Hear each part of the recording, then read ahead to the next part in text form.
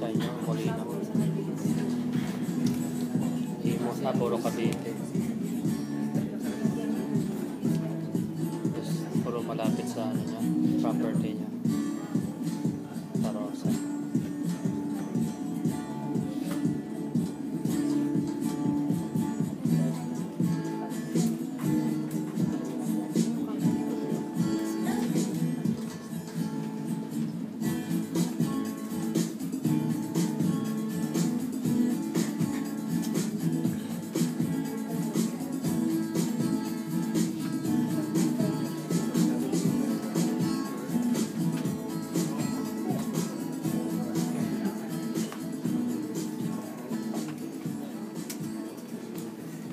There you go, in less than a year, ganito po ka-aggressive ang All Home. Ganito ang ini-envision ng owner namin.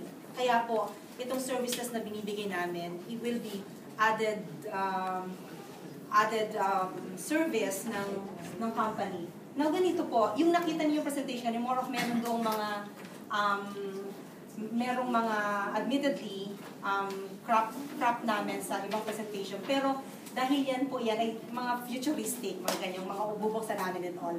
But with regards to furnishing ng bahay, ang susunod na i-present ng aming interior designer, gusto ko nga po pala sabihin na isa sa niyayabang natin is para ipakita na seryoso si Mr. Villar into this fit-out services. We have hired the top young and dynamic interior designers ng Pilipinas. 4 po ang mga interior designers namin na luckily we have here one of them. So to discuss with you kung ano ang mga nagawa ng projects ng RFO group namin, we welcome Ms. Vera Villarosa. Kung medyo nilalagnak pa. So, good luck.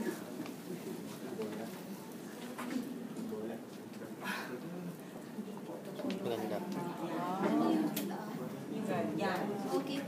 Ms. Paul mentioned earlier that we just started. Actually, we've all home started early last year or like late of last year.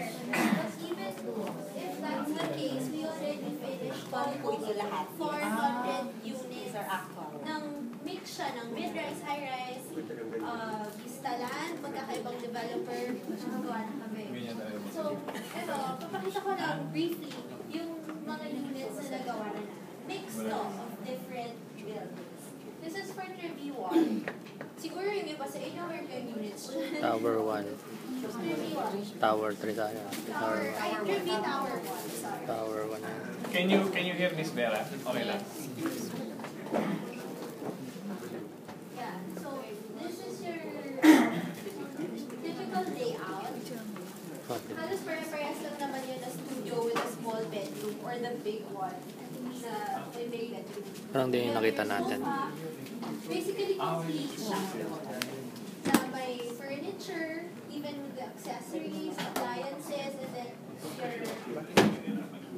your Oops.